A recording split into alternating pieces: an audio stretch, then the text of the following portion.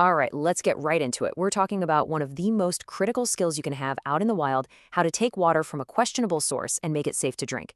And listen, this isn't just for hardcore campers. This is a core survival skill. If you get this right, you can turn a really bad situation around. But if you get it wrong, well, it can be just as bad as having no water at all. So let's break it down. In any survival situation, you hear about the priorities, right? Shelter, fire, water, food. But this quote really hammers it home. Water is absolutely essential for your brain to function. We're not talking about days, we're talking about hours. In less than a day without water, your ability to think clearly, to make good decisions, to do literally anything to help yourself, it just plummets. And here's the real trap. You're out there, you're desperate for a drink, and you find this beautiful, crystal clear stream. It looks perfect, but that clarity? It's a total illusion. That water is probably teeming with invisible bacteria, viruses, and all sorts of nasty stuff. Drinking it straight could make you so sick so fast that you'd almost be better off staying thirsty. So how do you get the water you need without paying a heavy price? And just look at how fast things go downhill. This is what's so wild. At just 1 to 5% water loss, which isn't much, you're already feeling thirsty, irritable, maybe a little sick to your stomach. But push that to 6 or 10%, now you're getting dizzy, your head is pounding, you can't even speak clearly. Go past that and you're in serious trouble. Delirium, passing out, it's not a gentle slope, it's a cliff you fall off of.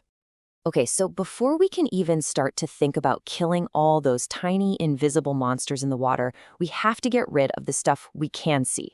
This first step, clearing out the junk, it's the foundation for everything else. You've got to clean it before you can purify it.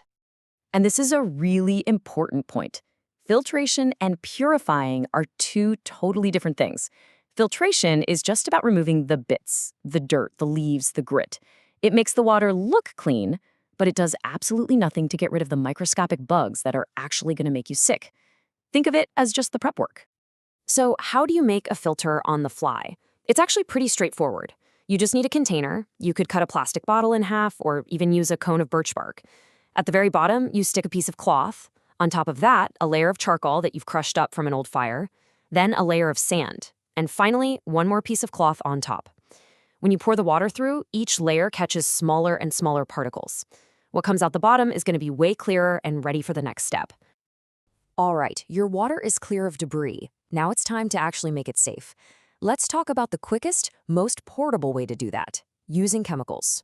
This is your go-to fix when you're on the move and can't stop to make a fire. The benefit here is a no-brainer.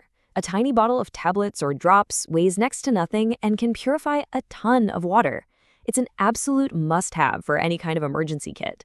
But yeah, there's a catch. First, you have to wait. It takes about a half hour for the chemicals to do their job. And second, let's be real, the taste. It's going to taste a little bit like a swimming pool, and there's not much you can do about it. So the two main players you'll see are iodine and good old chlorine bleach. Both are great against bacteria and most viruses. The thing to know about iodine, though, is that it's not so great against some really tough protozoa, like cryptosporidium. Both need that 30-minute wait, and yeah, both are going to make your water taste funky. Knowing what they can and can't do is really the key here when you're packing your gear. But what if you don't want to mess around? What if you want a method that you know with 100% certainty is going to work every single time? Well, for that, you have to turn to the undisputed gold standard of water purification, boiling. I mean, the source material couldn't be clearer. When it comes to making water completely safe to drink, boiling is king. There's no debate. Sure, it takes more work, you need a fire, you need something to boil the water in, but the payoff is a guaranteed safe drink. And here's the magic number you have to burn into your memory. 1 minute. Just one. Once that water hits a rolling boil, and I mean big bubbles constantly coming up to the surface, you just need to let it go like that for a full 60 seconds.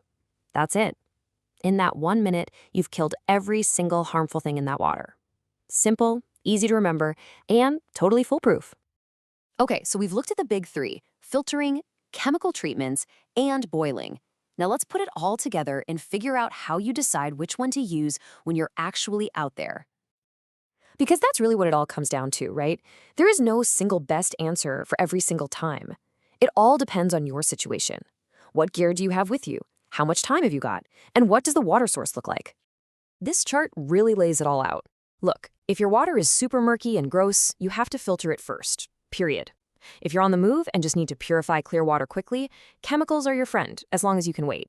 But if you have the time and the gear to get a fire going, boiling gives you total peace of mind. The key is knowing these trade-offs so you can adapt to whatever situation you find yourself in. And that brings us to the final, most important question. We've gone over the knowledge you need to turn dirty water into something that will save your life. But that knowledge is only half the equation. Do you actually have a metal container in your pack to boil water? Do you have a few purification tablets tucked away in a kit? It's one thing to know this stuff in theory. The real question is, are you prepared? You have the knowledge. Now, do you have the gear?